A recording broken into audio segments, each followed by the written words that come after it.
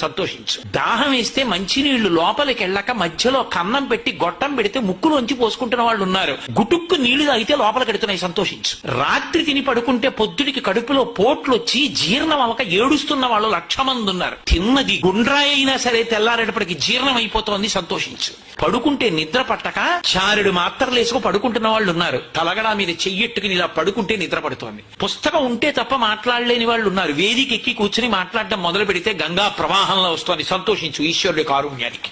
కొంతమంది కూర్చోలేని వాళ్ళు ఉన్నారు, కూర్చుంటున్నావు. నడవలేని వాళ్ళు ఉన్నారు, నడుస్తున్నావు. చూడలేని వాళ్ళు ఉన్నారు, చూస్తున్నావు. వినలేని వాళ్ళు ఉన్నారు, వింటున్నావు. ఈశ్వరుడు నీకు ఇచ్చిన దానికి ప్రతి క్షణం తృప్తితో ఓలలాడిపోవాలి. ఎన్ని మాటలు కృతజ్ఞత చెప్తావు? అది మానేసి ఎప్పుడు ఏదో పోయిందాన్ని తలుచుకుని ఏడవడం కాదు, వచ్చేదాన్ని ఊహించుకుని అలా జరిగితే బాగుండని కనుబొమలు ఎగరేయడం కాదు.